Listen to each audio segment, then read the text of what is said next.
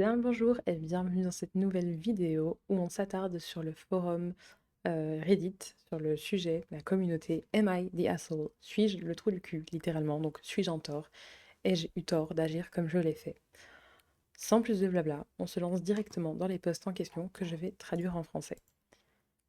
Alors, hop. Suis-je le ou la méchante? Pour avoir commenté mon mariage sur la publication de ma mère concernant le mariage de ma sœur. Quoi? Je vais remettre en anglais parce que je comprends pas trop. Donc, am I the asshole for commenting about my wedding on my mom's post? Ok, non, c'est bien ça. Pour vous donner un peu de contexte, ma mère, 60 ans, a publié un message concernant les fiançailles de ma sœur cadette, 23 ans, et non les miennes. Ouf. Soit. J'ai 9 ans de plus qu'elle, et honnêtement, je n'avais même pas remarqué la différence jusqu'à cet événement récent. J'ai déjà vécu une rupture de mon propre chef, mais mon fiancé et moi vivons ensemble depuis 5 ans. Notre relation est très solide.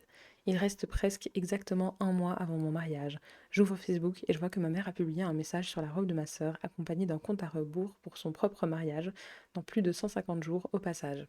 Le timing était franchement bizarre et je me suis sentie complètement mise à l'écart, simplement parce qu'elle n'avait pas manifesté de joie publique pour moi ou mon mariage imminent. J'étais blessée.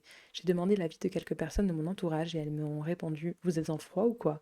Du coup, j'ai compris que je n'étais pas complètement insensible. J'ai commenté sa publication. Au fait, sa deuxième fille se marie dans un mois. Et elle m'a répondu en privé: En effet, tu te maries dans un mois, mais la plupart des membres de la famille ne sont pas invités et je ne m'occupe pas vraiment de ton mariage.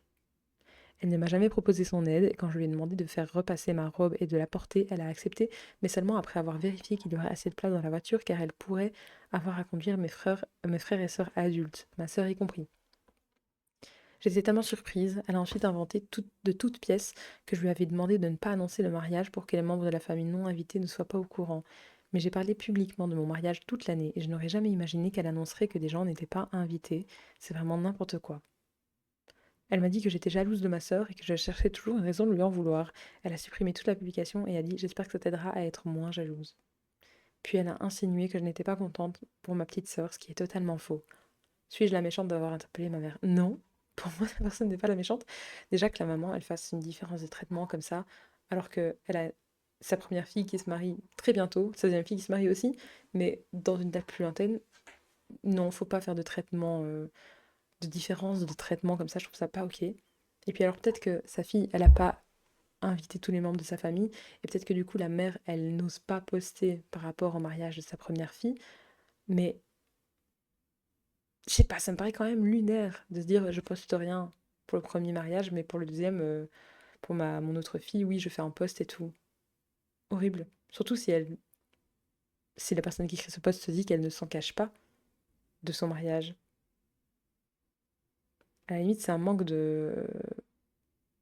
Enfin, la situation elle est mal jugée et peut-être un manque de communication aussi. Si la mère, dans son imaginaire, c'est bon, elle n'a pas invité certains membres de la famille, donc c'est que ça doit rester un peu caché. Est-ce qu'à l'inverse, la deuxième fille, elle a invité tous les membres de la famille et du coup, la mère se dit, ok, c'est parti, je peux publier l'info, je ne sais pas. Mais pour moi, la personne, du coup, n'est pas en tort. On est en droit, enfin, elle est en droit de réagir comme ça, de s'interroger et de chercher le pourquoi et d'être irritée et d'être blessée même. Alors, si vous n'invitez pas la plupart de votre famille, on comprend pourquoi votre mère évite de publier des photos de votre mariage. Vous êtes vraiment en tort d'avoir commenté publiquement. Si cela vous dérangeait tant, vous auriez pu lui envoyer un message privé. C'est vrai que le coup du message public en mode oh, peut-être un message privé, ce serait mieux passé. Mais quel est le sens de tout cela? Ce n'est pas parce que la personne qui a publié le message n'invite pas la plupart de sa famille que le mariage est un secret. Aussi, oui. Elle a simplement choisi de qui inviter et ne pas inviter. Cela n'a rien à voir avec le fait que le mariage puisse être annoncé publiquement.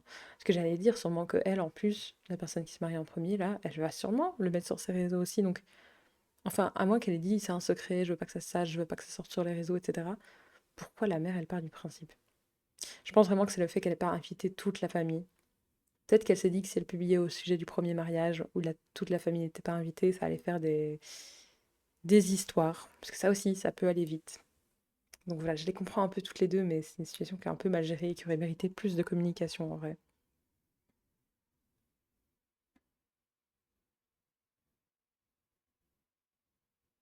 Ça ressemble à une excuse totalement inutile pour justifier le comportement de la mère de l'auteur du message. Si ce comportement se répète, je finirai par en avoir marre aussi.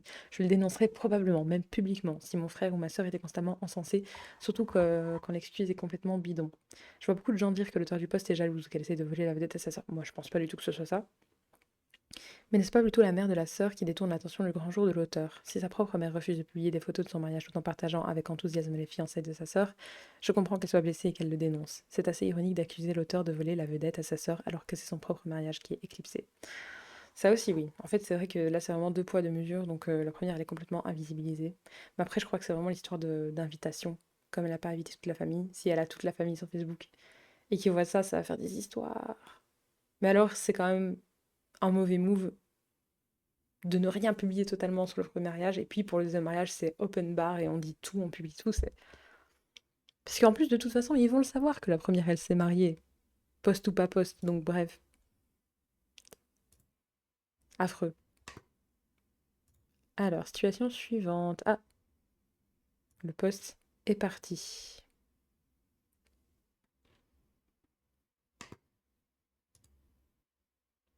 Would I be the asshole? Je suppose. Est-ce que je serais un trou du cul? Est-ce que je serais en tort? Euh, Attendez, on va d'abord voir qui parle.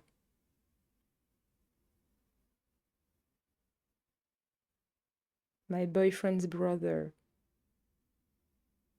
Donc le copain de son frère, qui a 27 ans, et son frère a 31 ans. De ce que je comprends là comme ça.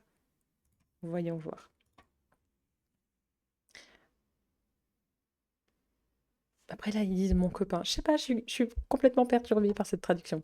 Suis-je une mauvaise personne si je m'assure que le frère de mon copain sache que la raison pour laquelle nous n'allons pas à son faux anniversaire est que sa copine nous a désinvités quand nous avons dit que nous ne pouvions pas y aller le jour du vrai anniversaire de mon copain. Oh le bourbier! Écoutez, je vais vous le laisser pour le lire là. Si vous voulez, moi je me dis en plus avec la traduction, ça va être complètement n'importe quoi. Et j'aurais pu le lire en anglais, mais vous lire en anglais, c'est pas fun déjà pour vous, je pense. Et traduire comme ça en direct en réfléchissant en même temps, c'est pas le plus agréable, le plus digeste à avoir en vidéo. Donc on va passer ce post. Ça m'a mis la flemme. Oh waouh. Ok, donc là on a une femme de 29 ans qui s'exprime. Et voyons voir ce que ça dit. Suis-je la méchante pour avoir dit à mes amis d'arrêter d'amener leurs copains à des sorties qui étaient censées être en tête-à-tête? Donc entre filles, j'imagine. Ou en tout cas, sans les copains. Donc, je suis de plus en plus frustrée par quelque chose qui se produit sans cesse avec certaines de mes amies. À chaque fois que je prévois de sortir avec une amie, il y a de fortes chances qu'elle vienne avec son copain. Je ne parle pas des sorties de groupe où les couples sont évidemment invités, mais bien des sorties qui sont clairement censées rester entre mon ami et moi. J'envoie un texto à quelqu'un, ça te dirait d'aller déjeuner samedi? Ça fait une éternité que je ne t'ai pas vue et j'adorerais qu'on se revoie. Elle accepte, puis elle arrive avec son copain. Je dirais que c'est pas super ok de... Si l'invitation elle est clairement pour se voir à deux ou pour se voir entre filles ou quoi. Ou alors que la personne en face demande: «Ah OK, est-ce que je peux venir avec mon copain?» et cetera, comme ça c'est clarifié. Mais de se pointer comme ça sans rien dire avec «Surprise, surprise!» non, c'est peut-être pas OK, non. Moi, ça me surprendrait aussi en tout cas. Ou alors je lui propose de randonner, puisqu'on n'a pas eu le temps de discuter, elle accepte et son copain l'accompagne. Le plus gênant, c'est que ces gars-là n'ont généralement même pas l'air intéressés de la présence de l'autre. Ils participent à peine à la conversation, sont constamment sur leur téléphone ou nous suivent juste en randonnée. J'ai l'impression d'être obligée de divertir des inconnus alors que je peux à peine parler à ma véritable amie. Ah, je vois exactement le genre. Je ne l'ai jamais fait moi-même. Si je déjeune avec une amie, je n'emmène pas automatiquement mon copain, surtout s'il ne la connaît pas. Si quelqu'un souhaite passer un moment en tête-à-tête avec moi, je respecte son choix. Récemment, j'ai invité mon amie Megan à dîner. Nous ne nous étions pas vus depuis des mois et j'ai bien précisé, allons dîner juste toutes les deux. Donc là, au moins, c'est clair, il y a une clarification. J'ai l'impression que ça fait une éternité qu'ils n'en ont pas vraiment discuté. Elle a accepté, mais quand je suis arrivée au restaurant, son petit ami était avec elle. J'ai demandé, oh, il se joint à nous. Elle semblait confuse, elle a dit oui, il était libre ce soir. Mais ça va pas! Non, c'est pas ok. Je ne voulais pas faire d'esclandre, alors j'ai laissé tomber. Mais tout le dîner était gênant. Son copain n'arrêtait pas de s'immiscer dans la conversation et j'ai fini par renoncer à essayer de la suivre. Après, j'ai envoyé un texto à Megan pour lui dire que j'adorais la voir, mais que lorsque j'invitais à se voir en tête-à-tête, je préférais que ça reste en tête-à-tête. Je lui ai dit que ça ne me dérangeait pas de passer du temps avec son copain de temps en temps, mais je ne voulais pas qu'il soit systématiquement inclus dans toutes nos sorties. Et ça se comprend, je pense que ça se comprend. Parce qu'elle n'est pas amie avec son copain, peut-être aussi elle veut aborder des thématiques juste avec sa pote, toutes les deux. Et puis, comme elle dit, en fait, la dynamique, elle est différente. C'est pas comme si elle était pote également avec le copain. Si c'est vraiment un invité en plus et que ça change la discussion et que c'est comme divertir un inconnu, comme elle dit, ça craint. C'est pas du tout le moment qualitatif auquel elle s'attendait avec son ami, quoi. Elle s'est vexée, elle a dit qu'elle et son petit ami font tout ensemble. Alors chacun fait ce qu'il veut, d'accord? Si vous voulez être tout le temps avec votre moitié, grand bien vous fasse. Mais il y en a qui ont besoin aussi de moments sans la moitié, sans son partenaire, etc. Et surtout, ben oui, je peux comprendre que en tant qu'ami, ce qui t'intéresse, c'est de voir ton ami, pas forcément son copain avec qui t'as aucun lien, que tu connais pas spécialement, etc. Comme elle dit, qu'ils sont là de temps en temps, qu'il y a des activités tous ensemble, ok. Mais genre, parfois, en plus, quand c'est spécifié, genre, on se voit toutes les deux et voilà, avoir du temps de qualité, de pouvoir parler, peut-être d'avoir des conversations profondes, peut-être il y a des choses aussi qu'elle veut confier à son ami, mais qu'elle a pas envie de confier à son copain parce qu'elle le connaît pas, tout simplement. Ou qu'elle le connaît, mais sans plus, voilà, comme ça. Donc bref, cette justification de «Mais on fait tout ensemble! Qu'est-ce que c'est que ce Burns?» Elle a ajouté qu'elle ne voulait pas l'exclure s'il n'avait rien d'autre à faire et que je lui donnais l'impression d'être malvenue. Mais c'est un grand garçon, il peut passer une soirée sans toi, non? Bref, comme je dis, s'ils veulent passer toute la soirée ensemble, ok. Mais elle pourrait comprendre que son amie, elle a pas envie de faire chaque sortie avec son copain. Je lui ai dit qu'il n'était pas à l'écart simplement parce que je ne l'avais pas invité au départ. Cela a empiré les choses. Elle m'a accusée de manquer de respect à leur relation, de me comporter comme si son copain était un fardeau. J'ai essayé de lui expliquer que je ne le déteste pas du tout, je souhaite simplement passer du temps avec mes amis de temps en temps sans que leur conjoint soit systématiquement de la partie. Je comprends que les couples passent beaucoup de temps ensemble et je n'ai aucun problème à ce que les partenaires se joignent à nous lorsqu'ils sont invités. Mais si je propose à mon ami d'aller déjeuner ou de faire une randonnée parce que j'ai envie de passer du temps avec elle, pourquoi serait-il impoli de demander de venir seul? Alors suis-je la méchante si je dis à mes amis que je ne veux pas voir leurs copains, que leurs copains se joignent automatiquement à moi quand je prévois des sorties en tête-à-tête avec elle? Non, tu n'es pas la méchante, me semble-t-il. Dire il était libre est une phrase absurde quand on amène quelqu'un qui n'est pas invité. De ouf. C'est, c'est fou. Oui, c'est vrai, j'aurais probablement dû l'aborder dès la première fois au lieu de supposer que tout le monde comprenait que c'était une sortie en tête-à-tête. Avec Megan en particulier, je lui avais bien dit que je voulais qu'on soit juste tous les deux. C'est pour ça que son il était libre m'a vraiment perturbée. Bah oui. Le fait qu'elle dise qu'ils font tout ensemble n'est pas sain. Les couples ont besoin d'espace. Peut-être que ton ami ne fait pas confiance à son copain lorsqu'il est seul et c'est pour ça qu'elle l'a amené. Là, on extrapole, on extrapole. Peut-être que juste, vraiment, ils sont tout le temps ensemble et qu'ils savent pas se lâcher. Et grand bien leur face. Moi, je trouve qu'il n'y a pas de règle générale en mode les couples ont besoin d'espace. Ben, il y en a, non. Ils adorent être ensemble comme as et c'est super pour eux. Il y en a, ils ont besoin d'espace et c'est super pour eux. Mais en fait, ces considérations qui se passent dans ton couple, que vous soyez tout le temps ensemble ou pas, ça ne doit pas empiéter sur ces moments-là qualitatifs que tu peux avoir avec une personne qui n'en a rien à faire de ton copain, parce que c'est pas du tout son pote, c'est pas du tout son proche, qui veut peut-être te parler à toi, te confier des choses, et pas à ton copain. Genre, vous êtes deux entités différentes aux yeux de l'ami qui a écrit ce post, donc ça n'a rien à voir avec le fait que vous faites comme ci ou comme ça en couple. Bref, vous me direz ce que vous en pensez. L'emmène-t-il traîner avec ses potes quand elle est libre? À voir aussi si la situation inverse. Et encore une fois, c'est pas pour ça que ça doit s'appliquer à tout. Mais bon, post suivant. Est-ce que je suis en tort parce que j'ai demandé... Attendez, on va traduire. Parce que j'ai demandé à mon ami de prendre en charge le loyer pendant mon absence. Bref, je pars en voyage pendant environ 3 semaines. Je vis en colocation avec un ami et on partage le loyer à part égale chaque mois. Mais comme je serai absent pendant 3 semaines d'affilée, je ne serai pas là pendant presque tout le mois. Du coup, je lui ai demandé s'il pouvait prendre en charge la majeure partie du loyer ce mois-là. Déjà là, ça ne va pas. Vu qu'il aura l'appartement pour lui tout seul pendant ces 3 semaines, j'ai même fait le calcul pour lui et je lui ai montré la montre à payer. Il s'est mis en colère et a refusé catégoriquement. Bah oui, je pensais qu'il comprendrait après tout. Ce sera un appartement pendant 3 semaines, pas le mien. Hein? Que faire d'autre? Je vais lui montrer les commentaires. Alors j'apprécierais votre soutien, mais ça va pas. Non. C'est-à-dire que toi, tu viens en colocation, ton coloc qui est en plus ton ami, vous partagez le loyer, il y a un bail, chaque mois, la somme, elle est fixe. C'est pas parce que toi, tu pars en vacances 3 big semaines que ça change la répartition des frais. Non. Non, tu es libre de ne pas loger à l'appartement, que ce soit parce que tu déloges, tu pars en week-end ou quoi, et si tu pars 3 big semaines, bah ça te regarde, mais ça change pas que la charge, elle est répartie équitablement au départ entre vous, et que c'est pas parce que tu pars 3 semaines que ça doit changer pour ce mois-là et que lui, il doit se mettre dans le rouge ou que sais-je, ça va pas ou quoi? N'importe quoi. On a enfin trouvé un poste où la personne est en tort. La personne is the asshole, la personne is le trou du cul. Je me disais à chaque fois, les personnes qui écrivent les posts, ils se remettent en question, ils ont du recul sur la situation, donc ils sont rarement vraiment la personne en tort, même si c'est pas forcément toujours tout noir, tout blanc, il y a des zones de gris, etc. Mais là, You're the asshole. Ce n'est pas comme ça que fonctionne le loyer. Exactement. Vous ne payez pas le loyer en fonction du nombre de jours où vous dormez dans votre lit. Ce n'est pas une chambre d'hôtel, mais exactement. Tu ne payes pas pour 3 semaines d'accès. Tu payes ta part du bail et un endroit où entreposer tes affaires 24 heures sur 24. Bon, toutes mes excuses. J'ai été interrompue pendant ce tournage. Mais voilà. En gros, la personne qui écrit ce post est en tort et c'est rare de voir ça. J'ai l'impression des quelques posts qu'on a pu voir, c'était pas du tout cette tendance-là. Mais on va lire, à mon avis, le dernier.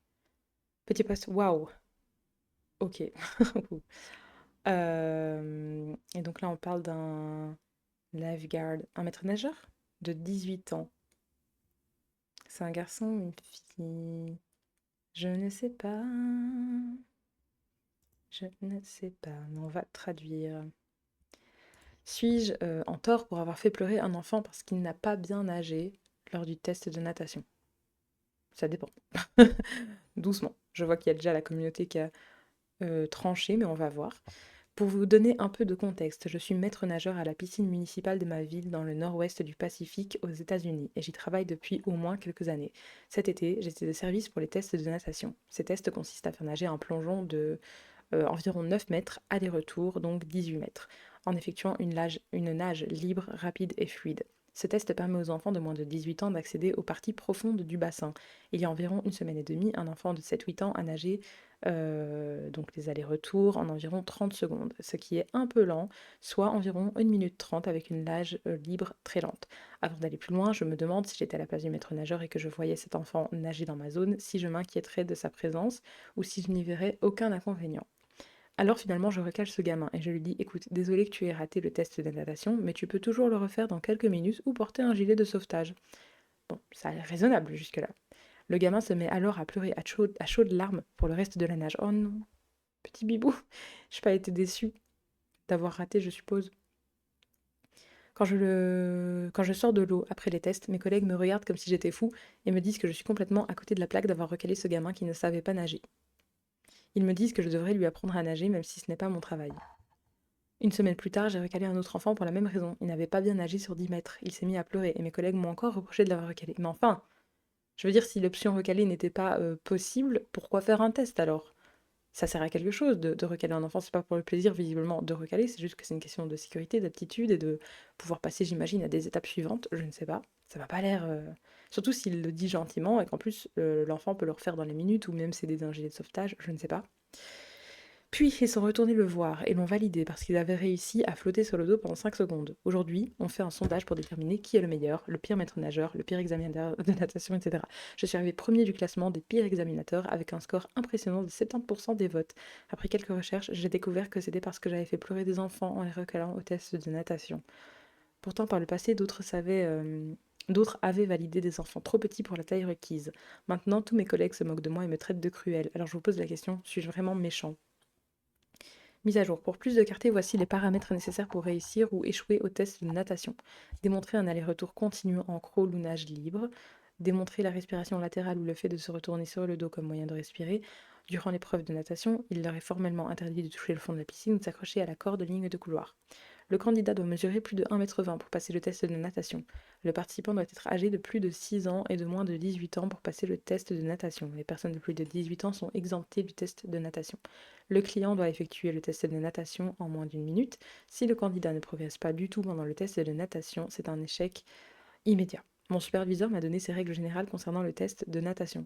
Je sais que ma façon de m'adresser à l'enfant n'est pas idéale. Je vais essayer de m'améliorer. Ah, il y a peut-être ça aussi. Quand je suis à mon travail, ma priorité absolue est la sécurité. Les maîtres nageurs sont la première ligne de défense à la piscine et il est de mon devoir d'assurer la sécurité de tous. Mais en fait, oui, c'est ça. Donc il y a un test, donc il faut le réussir et une des options possibles, c'est de le rater. Et après, si la personne qui passe le test le rate, évidemment qu'il faut lui dire. On va pas juste l'accorder parce que c'est un enfant en mode ah, c'est un enfant, on va lui dire oui, let's go. Après, il y a la façon de le dire. Là, écoute, désolé que tu aies raté le test de natation, mais tu peux le refaire dans quelques minutes ou porter un gilet de sauvetage. Là, comme ça, si c'est vraiment exprimé comme ça, il n'y a pas de souci. Après, est-ce qu'il a été un peu plus véhément qu'il ne le dit, je ne sais pas. Et je peux aussi comprendre que même si on s'adresse bien à toi et qu'on est bienveillant et qu'on te le dit comme ça, toi en tant qu'enfant, t'as raté ton test de natation, mais t'es dépité et oui, tu pleures. Surtout si t'es un petit enfant, enfin, je peux comprendre. Mais du coup, ça fait pas du maître nageur forcément un... Ça fait pas forcément de lui un homme cruel. Alors, les gens ne prennent pas la mayonnaise aussi au sérieux qu'ils le devraient. Voilà, il y a aussi ça. Si le test, il y a des critères, c'est aussi pour des raisons de sécurité, je pense. Ouais, on dirait que tes collègues sont vraiment nuls comme maître nageur, du moins pour évaluer qui ne risque pas de se noyer accidentellement dans une piscine. C'est un test, au fait. Dans notre piscine, on fait 25 mètres aller simple, puis 1 minute de nage libre. J'ai déjà vu des enfants échouer pour moins que ce que tu décris. Je ne connais rien à la natation, mais je suis perplexe face à l'absence de politique écrite et établie, plus réfléchie concernant ce qui constitue une réussite ou un échec. Après, peut-être que c'est ça aussi, peut-être que c'est un manque de clarté, mais je pense que l'enfant, il serait quand même déçu, que les conditions soient claires ou pas. Je pense qu'il serait quand même déçu d'avoir raté son test. Mais que voilà, il vaut mieux un excès de zèle et de la sécurité et que l'enfant repasse son test et qu'il s'améliore pour réussir. Mais voilà, que tous les collègues carrément se disent oh là là, il est vraiment affreux, etc. Du coup, je me dis, bah, est-ce que ça s'est vraiment passé comme il nous le transcrit ou est-ce que juste ses collègues le chambrent parce qu'il est moins laxiste qu'eux? J'aurais tendance, là, comme ça, si ça s'est vraiment passé comme ça, à dire non, la personne n'est pas en tort. Donc voilà. Ah, ici, on a un autre commentaire et on terminera là-dessus. Mon fils de 8 ans a réussi son test de natation et il était aux anges. On a fait un long tour du grand bassin, puis je suis sortie de l'eau et il a continué à nager. À son troisième tour, il avait l'air fatigué et flottait sur le dos. Le maître nageur l'a appelé et a annulé son test. Mon fils était visiblement déçu, mais j'étais contente que le maître nageur ait remarqué sa fatigue et l'ait mis en sécurité. Je préfère un enfant triste qu'un enfant mort. C'est clair. Désolée que vos collègues ne soient pas aussi soucieux de la sécurité que vous, je pense que vous avez bien fait. Voilà, ça résume assez bien les choses et mon propos, donc mieux vaut un excès de zèle, malgré la déception de rater un test. Voilà, sur ce, on va se laisser. N'hésitez pas à me dire, vous, ce que vous en pensez en commentaire. Et à très très vite pour une prochaine vidéo.